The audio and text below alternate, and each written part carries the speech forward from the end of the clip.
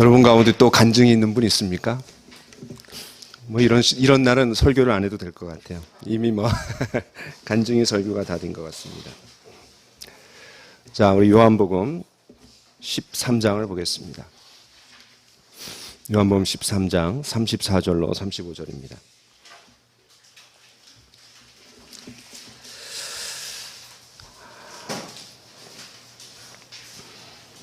같이 읽읍시다. 시작.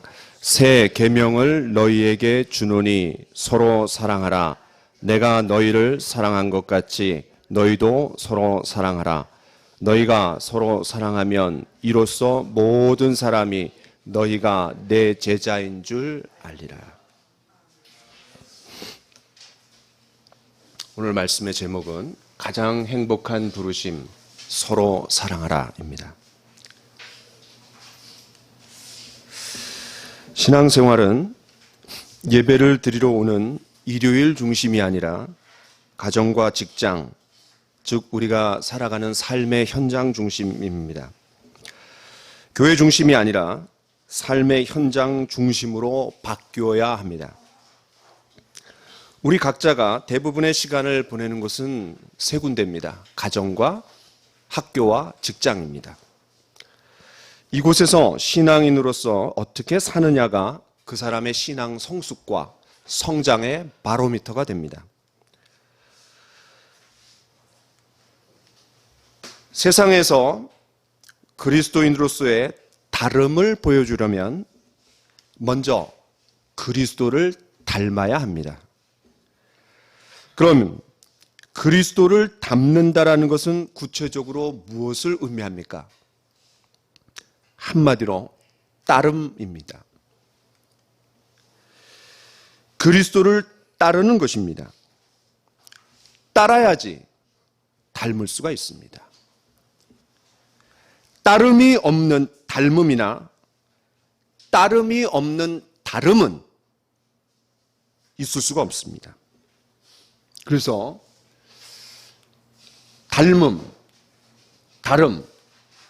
닮음은 내적인 겁니다. 보이지 않는 겁니다. 다름, 이거는 외적인 겁니다. 그리고 드러나는 겁니다. 그런데 그 가운데에 따름이 있는 겁니다. 이 따름이 생략되면 천박한 그리스도인이 됩니다. 천박한 기독교가 됩니다. 값싼 은혜가 되고 맙니다. 그리스도인이라는 말 자체에 예수님을 따르고 추종하는 사람, 즉 예수님의 제자라는 말이 함축되어 있습니다. 때문에 그리스도인은 제자이고 제자는 그리스도인입니다. 우리는 누가복음 9장 23절 말씀을 통해 예수님의 제자가 되는 것이 무엇이냐? 예수님은 자신을 따르는 삶을 결코 추상적이거나 모호하게 말씀하신 적이 없습니다. 너무나 분명합니다. 첫 번째 뭐죠? 자기를 부인하라. 두 번째는 날마다 제 십자가를 지고 나를 쫓을 것이니라. 이제 몇 주간 동안 저는 요한복음을 통해 예수님의 제자의 삶이 무엇인지 좀 배워보려고 합니다. 지금까지 누가복음 9장 23절을 봤다라면 요한복음 13장 34, 35절을 통해서 예수님의 제자가 뭔지, 저와 여러분 모두가 이 말씀을 통해서 가장 행복한 부르심인 예수님을 따르는 삶의 의미가 무엇인지 깊이 깨닫고 그 예수님을 닮아가고자 하는 열망이 새로워지는 귀중한 시간이 되기를 간절히 축원합니다. 자, 그럼 요한복음 13장 34, 35절에 제시된 제자의 표지는 무엇입니까? 서로 사랑하랍니다. 그 서로 사랑하라는 말이 몇 번 나옵니까? 3번 나옵니다. 여러분 한번 펜을 들고 거기다가 동그라미 한번 쳐보세요. 서로 사랑하라. 내가 너희를 사랑한 것 같이 너희도 서로 사랑하라. 너희가 서로 사랑하면. 예수님께서 한 번만 명령하셔도 그 굉장한 건데 3번이나 말씀하셨습니다. 예수님을 진정으로 따르고자 한다면 다시 말해서 저와 여러분들이 예수님을 닮아가고자 한다면 사랑의 사람이 되어야 합니다. 제 아무리 나는 그리스도인입니다, 나는 예수님의 제자입니다 라고 떠벌려봤자 소용없습니다. 말로 되는 것이 아니라 그 제자의 표지로서, 그리스도인의 표지로서 사랑이 드러나야 합니다. 신앙 연수가 깊을수록 우리는 우리의 인격에서, 우리의 내면에서 그리스도를 닮은 그런 인격이 드러나야 합니다. 저와 여러분 모두에게 시간이 지날수록 그리스도를 닮은 인격인 그런 사랑이 묻어나오기를 간절히 축원합니다. 우리가 그리스도 안에서 성장해 나가는 것이라면 결국 누가 드러나야 됩니까? 그리스도가 드러나야 됩니다. 그러면 그리스도의 뭐가 드러나는 겁니까? 사랑이 드러나는 겁니다. 왜냐하면 예수님은 사랑의 화신으로 오신 분이기 때문에 그렇습니다. 자, 그럼 제자의 자격, 예수 그리스도의 제자의 표지인, 또 그리스도인의 딱지인, 꼬리표인 서로 사랑하라에 담겨있는 의미를 좀 살펴보려고 합니다. 오늘 다 살펴보지 못해요. 다음 시간에 걸쳐서 또 보겠습니다. 첫 번째는 끝까지 사랑입니다. 쉬운 말로 하면 예수님의 사랑에는 유효 기간이 없습니다. 제한이 없습니다. 자, 그럼 이 서로 사랑하라 라는 3번의 말씀을 주셨는데 그 말씀이 주어지게 된 배경을 좀 살펴봅시다. 언제 이 명령이 주어졌는지 그 배경을 살펴본다라면 그 명령의 의미가 더 깊이 살아납니다. 첫 번째는 가룟 유다가 배반할 때입니다. 여러분 31절을 보십시오. 같이 읽읍시다. 시작. 그가 나간 후에, 거기까지. 여기서 그는 누굽니까? 가룟 유다입니다. 왜 나갔습니까? 예수님을 은30에 팔기 위해서 나갔습니다. 결국 제자의 표지인 사랑을 저버렸습니다. 포기했습니다.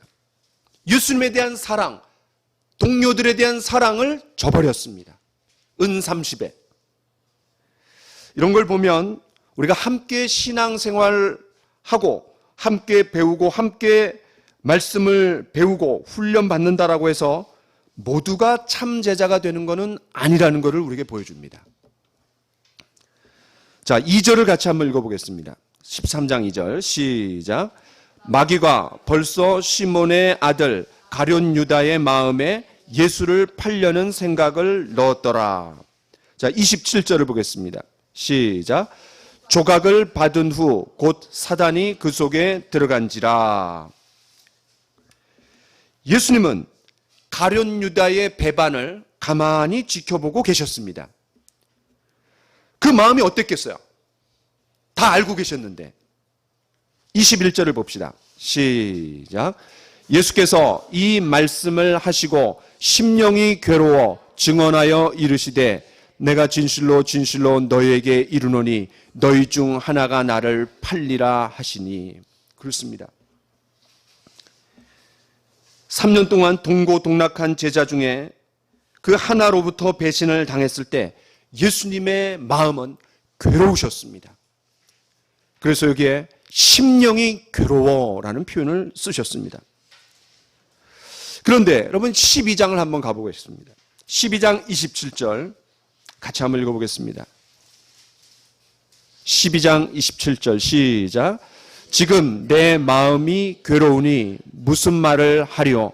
아버지여 나를 구원하여 이때를 면하게 하여 주옵소서. 그러나 내가 이를 위하여 이때에 왔나이다. 예수님께서 십자가 죽음을 염두에 두고 이 말씀을 하시는 거예요.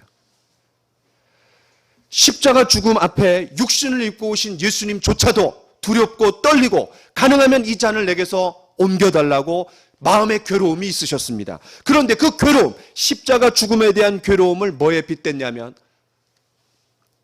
유다가 배반하는 것에 대해서 심령이 괴로웠다. 같이 동격으로 나온 똑같은 단어가 괴로움입니다. 이 단어는 극심한 불안과 번민을 의미할 때 쓰는 말입니다. 성경은 참 이상해요. 첫 인간 아담과 하와가 하나님을 배신했습니다. 그래서 성경은 하나님을 등지는 이야기부터 시작해갖고 계속해서 그런 이야기가 나오지만 그러나 하나님은 예수 그리스도를 통해서 끝까지 사랑을 보여주시는 이야기입니다. 그런데 가룟 유다가 막판에 와갖고 어떻게 하다 보니까 돈의 눈이 어두워서 그렇게 된 게 아니었습니다. 어떻게 하다 보니까 배신을 때린 게 아니었습니다. 여러분 요한복음 6장으로 가보겠습니다. 요한복음 6장 70절 71절입니다. 같이 읽읍시다. 시작. 예수께서 대답하시되 내가 너희 12를 택하지 아니하였느냐 그러나 너희 중에 한 사람은 마귀니라 하시니 이 말씀은 가룟 시몬의 아들 유다를 가리키심이라. 그는 12 중에 하나로 예수를 팔자라라. 그렇습니다. 막판에 어떻게 된 게 아니라 이미 그런 사람을 계속해서 제자들 무리 속에 두고 함께 동고동락하셨습니다. 그럼 왜 처음부터 내치지 않았습니까? 그가 회개하고 돌이킬 수 있는 기회를 주신 겁니다. 오래 참으신 겁니다. 같이 성경을 한번 읽어보겠습니다. 시작. 혹 내가 하나님의 인자하심이 너를 인도하여 회개하게 하심을 알지 못하여 그의 인자하심과 용납하심과 길이 참으심이 풍성함을 멸시하느냐. 그렇습니다. 주님이 기다리시는 겁니다. 참으시는 겁니다. 돌이키기를 바라시는 겁니다. 이처럼 가룟 유다가 배신하여 떠나갔을 때 그때 주신 말씀이 서로 사랑하라 라는 말씀입니다. 예수님 보복하지 않았습니다. 폭발하지 않았습니다. 서로 사랑하라 라는 이 명령이 주실 때는 예수님이 제자들을 떠나시겠다라고 할 때였습니다. 예수님은 유대인들에게 떠나가시겠다라고 말씀하신 적이 있습니다. 한번 들어보십시오. 요한복음 7장에 이런 말씀이 있습니다. 33절로 34절에 예수께서 이르시되 내가 너희와 함께 조금 더 있다가 나를 보내신 이에게로 돌아가겠노라. 너희가 나를 찾아도 만나지 못할 터이요 나 있는 곳에 오지도 못하리라 하시니 이미 종교 지도자들 앞에서 내가 떠나간다라는 걸 말씀하셨습니다. 모든 것을 뒤로하고 예수님을 따르며 뭔가 예수님으로부터 콩고물이라도 떨어질 것을 기대했던 제자들이 얼마나 당황스럽고 얼마나 실망했겠습니까? 여러분 13장 33절을 같이 읽겠습니다. 시작. 작은 자들아 내가 아직 잠시 너희와 함께 있겠노라. 너희가 나를 찾을 것이나 일찍이 내가 유대인들에게 너희는 내가 가는 곳에 올 수 없다고 말한 것과 같이 지금 너희에게도 이르노라. 그렇습니다. 서로 사랑하라 라는 말씀이 주어지기 전에 내가 떠나간다 라는 말을 이제 제자들에게도 하는 겁니다. 3년 동안 함께했던 제자들을 두고 떠나셔야 하는 예수님의 마음이 어떠셨겠습니까? 또 지금은 목요일입니다. 근데 그 목요일 이후에 몇 시간 후면 예수님이 십자가 고난과 죽음을 당하십니다. 때문에 서로 사랑하라. 이 말씀은 예수님의 유언과 같은 말씀입니다. 세 번째는 베드로가 부인할 것을 아셨을 때입니다. 베드로가 누굽니까? 수제자입니다. 예수님께서 시몬이라는 이름에서 베드로, 반석이라는 게바, 반석이라는 이름으로 바꿔주셨습니다. 그는 마태복음 16장에서 주는 그리스도시요 살아계신 하나님의 아들이로소이다 라는 놀라운 신앙 고백의 결과로 예수님으로부터 천국 열쇠를 받았습니다. 그래서 천국 문을 여는 열쇠를 사도행전 2장에서 열었고, 그래서 그가 오순절 마가의 다락방에 성령께서 오셨을 때 유대인들이 구원받을 수 있는, 그날 3,000명이 구원받을 수 있는 그 열쇠를 열었습니다. 또 사도행전 8장에 사마리아 사람들이 빌립의 전도로 구원받았을 때 그들이 그것을 인정해주는 문을 여는 도구로 사용되었습니다. 그리고 사도행전 10장에 고넬료 이방인 가족이 구원받았을 때 그 문을 여는 열쇠를 그가 열었습니다. 확실히 그는 예수님으로부터 천국 열쇠를 받은 것을 실행했습니다. 그뿐만 아니라 마태복음 17장에 보면 예수님께서 변화산에서 놀랍게 변화되실 때 그 변화되는 모습을 보는 특권을 받은 사람이 바로 베드로였습니다. 그리고 그는 물 위를 걷기도 했습니다. 이처럼 많은 특권과 기적을 경험하고 누렸던 베드로가 예수님을 부인하겠다라는 거예요. 그것도 3번씩이나. 우리 37절, 38절을 같이 읽겠습니다. 13장 37절, 38절 시작. 베드로가 이르되 주여 내가 지금은 어찌하여 따라갈 수 없나이까? 주를 위하여 내 목숨을 버리겠나이다. 예수께서 대답하시되 내가 나를 위하여 내 목숨을 버리겠느냐? 내가 진실로 진실로 내게 이르노니 닭 울기 전에 네가 3번 나를 부인하리라. 그렇습니다. 돈 30에 떠나간 가룟 유다나 예수님을 3번이나 부인했던 그런 수제자나 결국은 예수님 떠나가는 겁니다.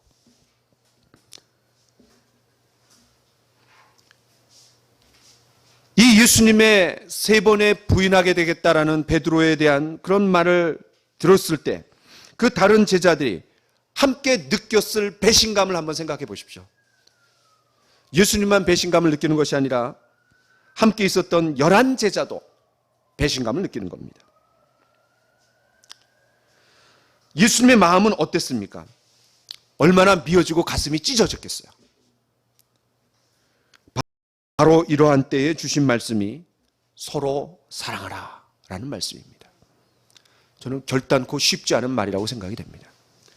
가룟 유다의 배신, 그리고 예수님이 제자들을 떠나가실 것에 대한 예고, 수제자 베드로가 예수님을 모른다라고 3번이나 부인하실 것을 말씀하실 때 어떤 인간도 믿을 수 없다라는 것을 뼈저리게 느낄 수밖에 없는 상황 속에서 무엇보다 몇 시간 후면 십자가 고난과 죽음을 겪어야 하는 상황에서 주신 말씀이 서로 사랑하라 였습니다. 이제 여러분 예수님의 마음이 좀 느껴지십니까? 그러나 예수님은 제자들에게 서로 사랑하라 라는 명령을 주시기 전에 이미 제자들을 끝까지 사랑하셨다라고 말합니다. 13장 1절을 읽어보겠습니다. 시작. 유월절 전에 예수께서 자기가 세상을 떠나 아버지께로 돌아가실 때가 이른 줄 아시고 세상에 있는 자기 사람들을 사랑하시되 끝까지 사랑하시니라. 이 끝까지 사랑에는 가룟 유다도 포함되어 있습니다. 수제자인 베드로도 포함이 되어 있습니다. 유효 기간이 없고 제한이 없습니다. 그 끝까지 사랑의 증거가 무엇입니까? 바로 제자들의 더러운 발, 냄새나는 발을 닦아주시는 세족식이었습니다. 그 발을 닦는 것은 가장 밑바닥에 있는 종들이나 하는 천한 일이었습니다. 그런데 제자된 이 12사도들이 선생의 발을 씻어주지 않는 겁니다. 그 종이 없으면 누가 해야 되는 거예요? 12제자가 해야 되는 겁니다. 그런데 예수님이 그 일을 하셨습니다. 그분은 말로만 끝까지 사랑한 게 아니라 행동하셨습니다. 그것은 곧 그 다음날 있을 온 인류의 죄값, 그것을 다 깨끗하게 씻겨주시기 위해서 보혈의 피를 흘리시는 것에 대한 예표였습니다.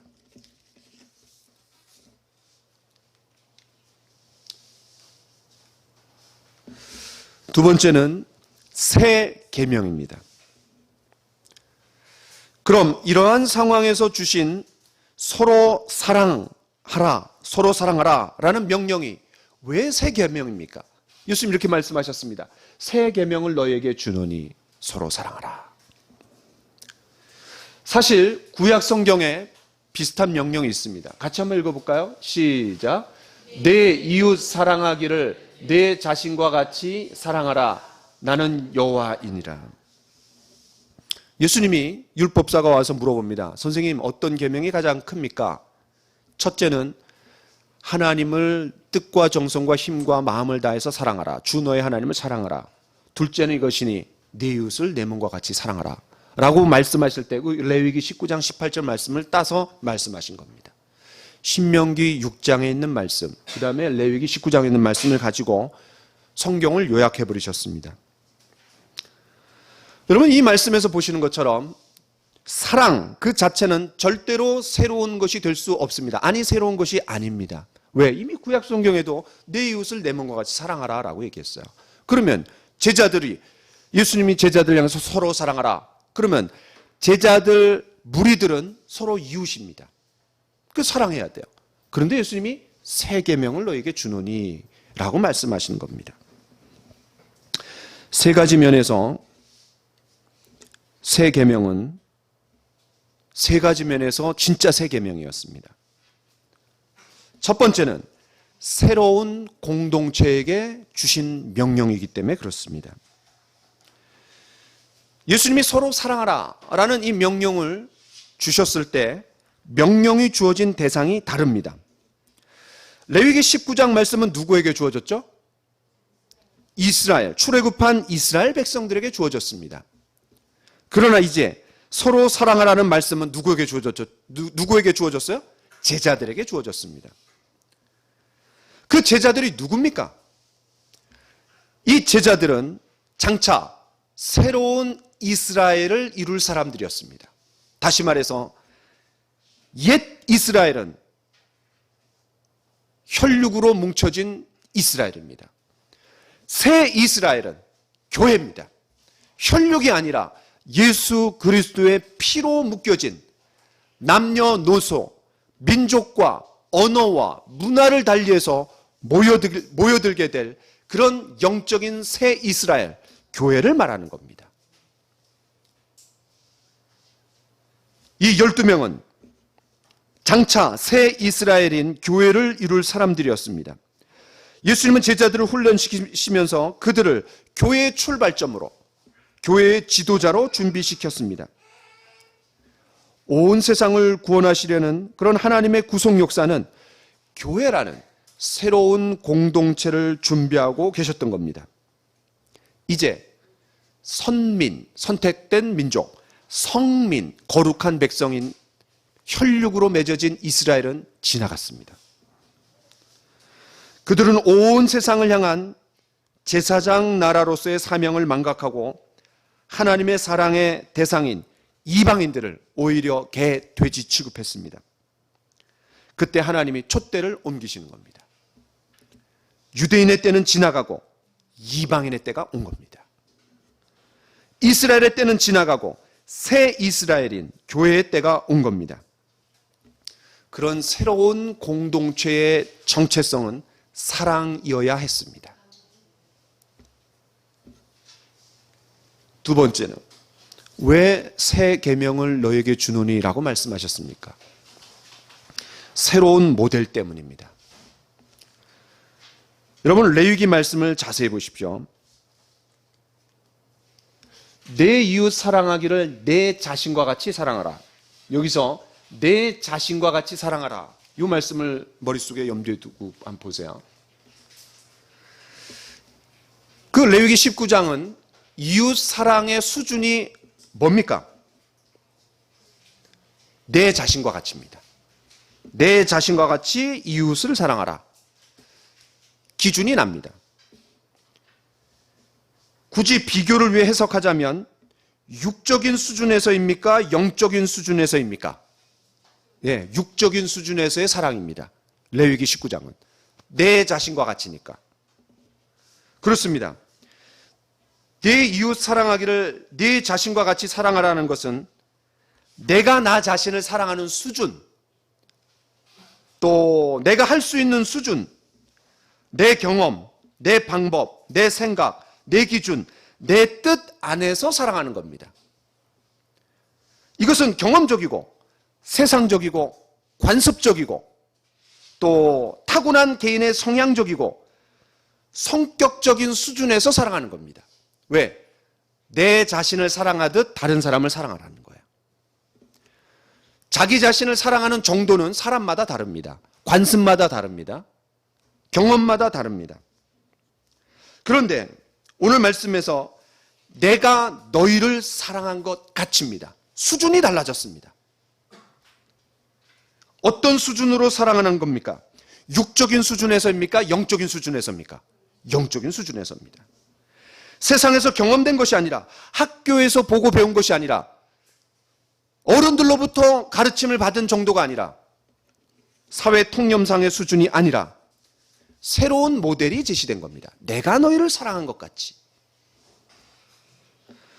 본문에서 내가 너희를 사랑한 것 같이의 그 사랑은 우리 모두가 잘 알고 있는 아가페 사랑입니다. 여러분, 아가페 사랑이 뭡니까? 전혀 자격이 없는 자에게 베풀어지는 호의입니다. 이것이 하나님의 사랑입니다. 하나님의 사랑을 받을 수 있는 자격 있는 자가 누가 있습니까? 로마서에 이런 말씀이 있습니다. 의인은 없나니 하나도 없으며 선을 행하는 자는 없나니 하나도 없도다. 저희 목구멍은 열린 무덤이요 저희 발은 피를 흘리는데 빠른지라. 목구멍은 머리에 있습니다. 발은 밑바닥에 있습니다. 그래서 우리가 머리끝에서부터 발끝까지 온통 쇳덩어리다 라는 말을 쓸 때 그 말씀 때문에 그렇습니다. 그렇습니다. 우리가 하나님의 사랑을 받을 수 있는 자격이 없습니다. 아니, 우리가 하나님의 사랑을 받을 수 있는 자격이 있다라면 자격이 없는 게 자격입니다. 그럼 구체적으로 내가 너희를 사랑한 것 같이가 어떻게 나타났습니까? 그게 무슨 뜻입니까? 같이 한번 읽어보겠습니다. 시작.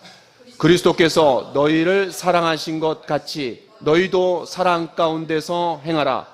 그는 우리를 위하여 자신을 버리사 향기로운 제물과 희생 제물로 하나님께 드리셨느니라. 그렇습니다. 예수님은 십자가 죽음을 통해 무조건적이고 희생 헌신적이고 전폭적인 사랑을 내어주셨습니다.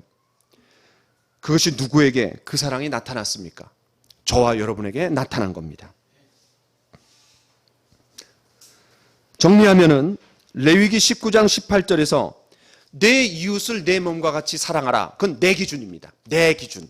왜? 내 몸과 같이 사랑하는 거니까. 그런데 내가 너희를 사랑한 것 같이 너희도 서로 사랑하라. 이거는 예수님의 기준입니다. 기준이 달라진 겁니다. 더군다나 구약시대에는 이런 모델이 없었습니다. 모델이 달라졌기 때문에 새 계명입니다. 세 번째는 새로운 능력 때문에 새 계명입니다. 무슨 말입니까? 새로운 능력이 우리에게 주어졌다라는 거예요. 사실 내 이웃을 너의 몸과 같이 사랑하라. 이 굉장한 수준입니다. 예를 들어서 어떤 사람이 모두가 다니는 길에서 휴지를 그냥 버렸어요. 가래를 그냥 확 뱉어버렸어요.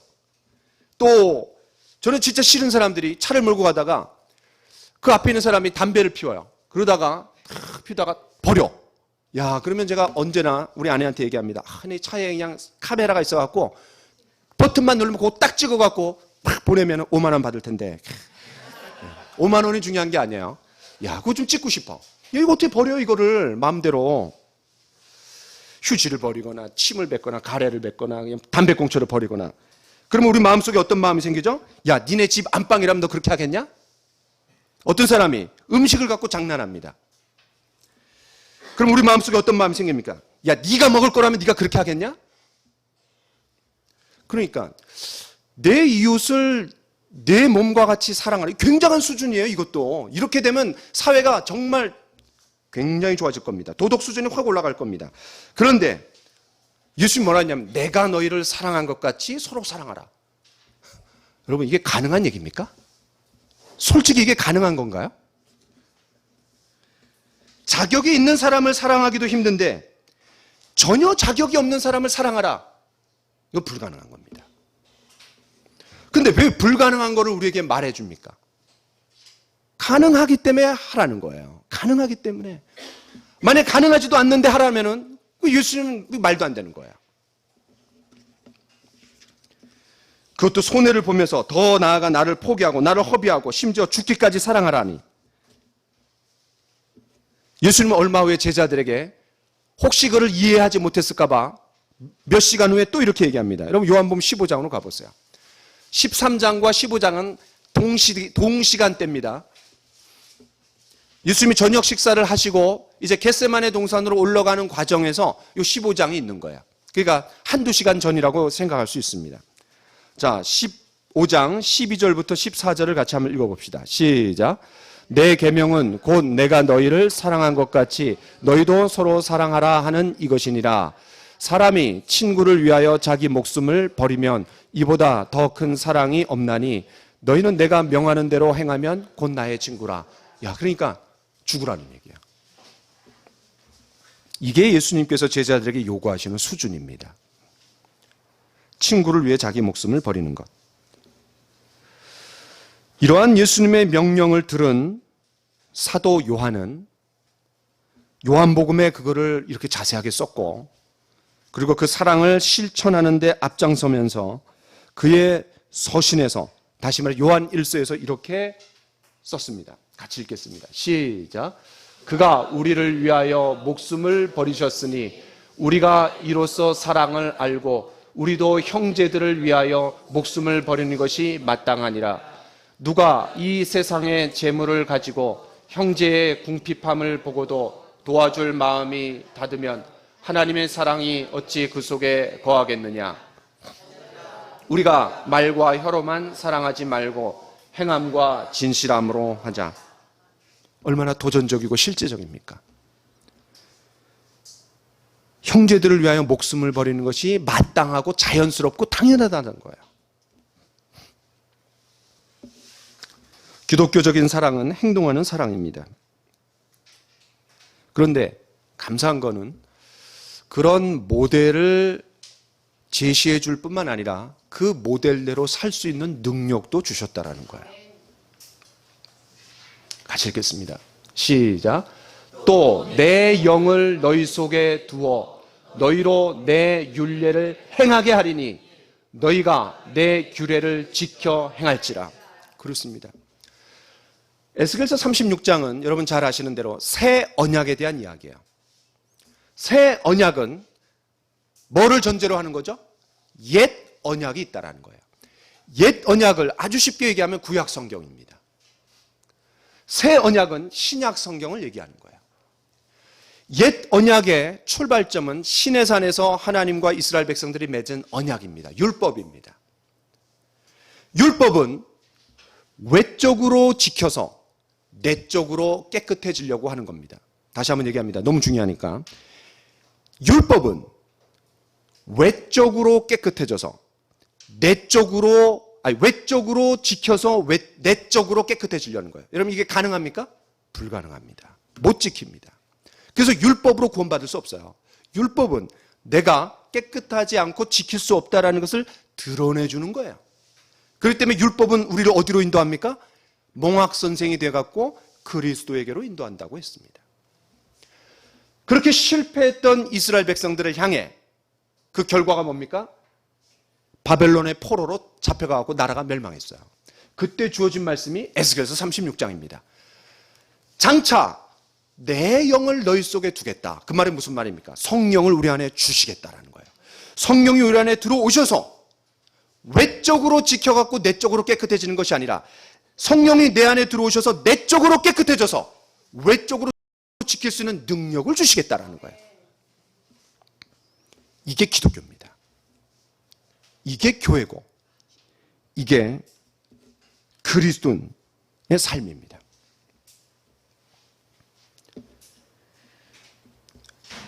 자, 요한일서 4장을 가보겠습니다. 같이 읽겠습니다. 시작. 만일 우리가 서로 사랑하면 하나님이 우리 안에 거하시고 그의 사랑이 우리 안에 온전히 이루어지느니라. 하나님이 우리 안에 계시고 우리가 하나님 안에 거하고 그것이 성취된다라는 거예요. 자, 그 다음 말씀 읽어보겠습니다. 시작. 그의 성령을 우리에게 주심으로 우리가 그 안에 거하고 그가 우리 안에 거하시는 줄을 아느니라. 자, 그걸 연결해 보세요. 하나님이 우리 안에 거하시고 우리가 하나님 안에 거하는 것을 이루어진다 그랬고 안다 그랬어요. 언제? 사랑하면. 근데 어떻게 사랑하게 된다라는 거예요? 성령을 우리에게 주심으로. 그러니까 하나님이 우리 안에 계시고 우리가 하나님 안에 거하는 것이 이루어진다라는 거예요. 성취된다라는 거예요. 그런데 밑에서는 알게 되었다라는 거예요. 어떻게 알게 된다라는 거예요? 어떻게 서로 사랑하게 된다는 거예요? 우리 안에 성령을 주심으로. 성령이 그렇게 하게 하신다라는 거예요. 우리가 서로 사랑할 수 있는 것은 제정신으로 할 수 없습니다. 미쳐야 됩니다. 미친 사랑이 아니고서는 어떻게 다른 사람을 사랑합니까? 솔직히 아내를 사랑하는 것도 어려운 겁니다.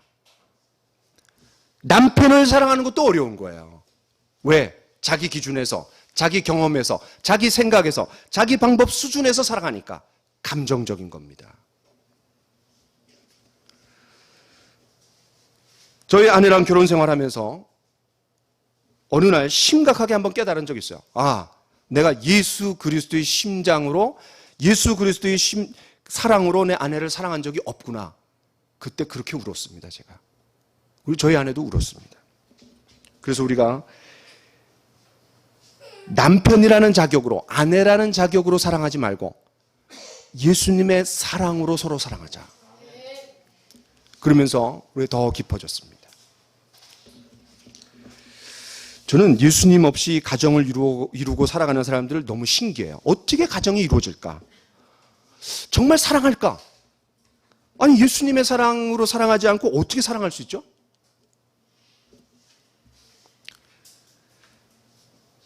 성령님이 우리 안에 오셔서 그리스도가 우리를 사랑한 것처럼 우리를 흉내낼 수 있고 그를 살아낼 수 있는 능력이 있습니다. 오늘 그거를 보여준 사람이 우리 정명숙 권사님이 삶에서 조금 보여주셨습니다. 그렇죠? 얼마나 생생하게 보여주셨어요. 하나님의 말씀이 내 안에 들어와 내 생각과 감정과 기질을 바꾸는 겁니다. 기준을 바꾸는 거예요. 우리 정 권사님 얼마나 그냥 강하세요. 한번 걸리면 죽는 거예요, 그 자리에. 그 사람이 거기서 그냥 끝나는 건데 지난주에 말씀이 없어서 그냥 국물도 없는 거야. 야, 그런데 그냥 다스리셔갖고 그걸 해결했다는 거야. 한 번만 아니라 계속되기를 원합니다. 성령께서 그 말씀을 통해 역사하셔서 말씀을 살아낼 수 있는 능력이 우리에게 주어지는 겁니다. 이것이 그리스도인의 삶이고 이것이 그리스도인의 능력이고 이것이 그리스도인의 다름을 드러내게 하는 원동력입니다. 때문에 우리는 이렇게 찬양할 수 있습니다. 이것이 나의 간증이요 이것이 나의 찬송일세 나 사는 동안 끊임없이 구주를 찬송하리로다. 그렇습니다. 그 간증이 있기 때문에 그 능력이 있기 때문에 과거의 나와 너무나 다르기 때문에 나 스스로도 놀라서 이야기하는 거예요. 주 안에 기쁨 누림으로 마음의 풍랑이 잔잔하니 세상과 나는 간 곳 없고 구속한 주만 보이도. 얼마나 놀랍습니까? 예수를 나의 구주 삼고 성령과 피로써 거듭나니 온전히 주께 맡긴 내용 사랑의 음성을 듣는 중에 예수님 영접하고 새로운 피조물이 되었습니다. 신분의 변화가 상태의 변화를 보증하는 것은 아니지만 그 신분의 변화는 우리 안에 성령이 들어오셨기 때문에 우리를 변화시켜 나가십니다. 그때 주 안의 기쁨 누림으로, 어떤 인간 조건 때문에 기쁨이 아니라 주 안의 기쁨을 누림으로 마음의 풍랑은 일어날 수 있습니다. 왜? 내 감정과 생각과 상황을 보면, 환경을 보면 엎치락 뒤치락 풍랑이 일어납니다. 그러나 주 안의 기쁨 누림으로 마음의 풍랑이 잔잔하니 세상과 나는 간 곳 없고 주변의 환경과 상황은 보이지 않고 구속한 주만 보이도다. 그것이 우리의 간증이 아닙니까? 이런 기쁨이 없었던들 어떻게 장 집사님이 간증하고 정 권사님이 간증하겠어요?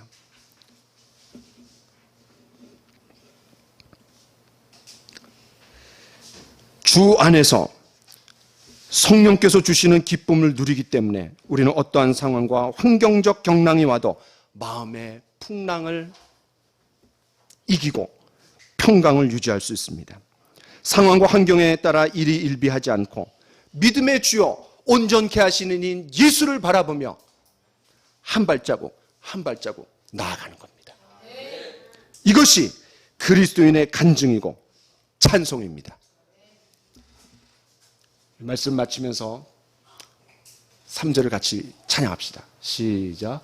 주 안의 기쁨 누림으로 마음의 풍랑이 잔잔하니 세상과 나는 간 곳 없고 구속한 주만 보이도다. 이것이 나의 간증이요 이것이 나의 찬송일세. 나 사는 동안 끊임없이 구주를 찬송하리로다. 기도합시다. 하나님, 우리에게 새로운 공동체, 신앙의 공동체를 주셔서 감사합니다. 이웃을 내 몸과 같이 사랑하는 수준이 아니라 주님이 우리를 사랑한 것 같이 사랑할 수 있는 모델을 주셔서 감사합니다. 그 모델대로 우리도 형제를 위해, 다른 사람들을 위해 목숨을 버리는 위대한 사랑으로 그 능력을 주신 것도 감사합니다. 오 주님, 우리가 어느 단계에 이르렀든지 간에 말로써 사랑하지 않고 행함과 진실함으로 성령이 하나 되게 하신 것을 힘써 지키는 사랑하는 우리 모든 성도들이 될 수 있도록 인도하여 주옵소서. 감사를 드리며 예수님의 이름으로 기도하옵나이다. 아멘.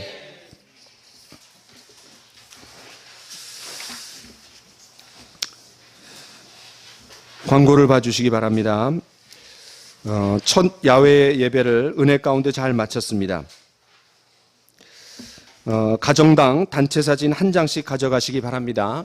그 숫자대로 제가 인화했기 때문에 개인당 하나가 아니라 가정당 하나입니다.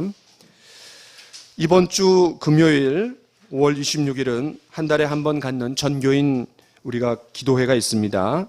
여러분 기도하는 마음으로 준비하시고 오시기 바랍니다.